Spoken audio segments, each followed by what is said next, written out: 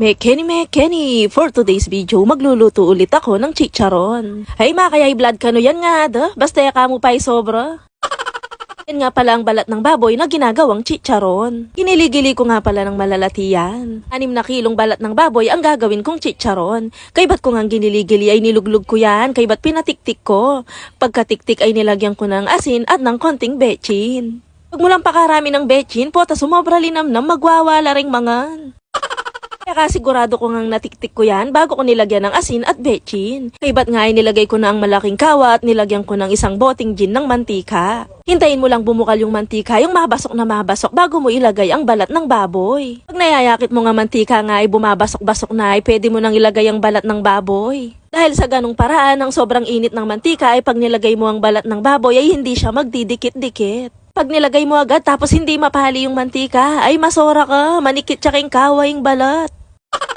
At ayun na nga, nung binulos ko na nga yung balat ng baboy sa may kaway, kung nakita nyo ay walang tuknang yung aking paghalo. Basta wag mo lang tuknang ihalo yan hanggang sa mag golden brown. Dahil sa ganong paraan ang paghalo ng madalas, yan ang sikreto ng malobo at malutong na chicharon. Pag tamad kang maghalo, tamad yan namang lumobo yung chicharon mo. Tiyagaan talaga ang pagluto ng chicharon at matagal ang paghihintay. 1 oras at 20 minutos kong inahalo yan. Ay hindi ko tinuknangan yan para nga mas maganda ang resulta. Pagluluto ng chicharon ay depende yan sa tiyaga mo. Kapag pinagtiyagaan mo ay maganda ang kalalabasan. Pag ganyan na nga ang itsura at nag golden brown na siya ay pwede na yan. Pero hindi pa yan luto at hindi pa siya pwedeng kainin dahil matigas pa yan. Antala ang tawag dyan at nung mayakit ko ngang golden brown na siya ay inahon ko na siya sa may palanggana. Niwalay ko muna siya sa mainit na mantika dahil kapag hindi ko tinanggal ang mismong chicharon ay madudulok pa yan.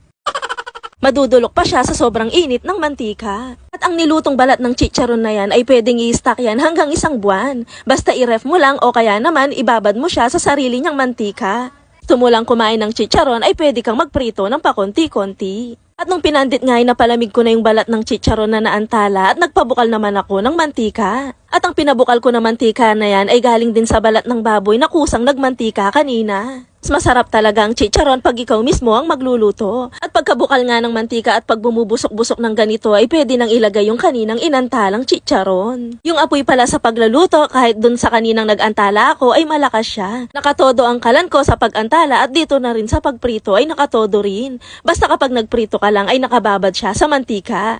At sa pag-antala naman kahit malakas ang apoy mo basta wag mo lang tigilan ng paghalo. At makikita mo nga ang chicharon ay lolobo yan. Pag nakita mo na nga nag golden brown ay luto na rin yan. Ganyan lang kasimple ang pagluto ng chicharong baboy. Masarap yan at nakakaganang kainin. Huwag ka lang magpapasobra ay sumala ka bali. Kenny na pumangan, manyaman.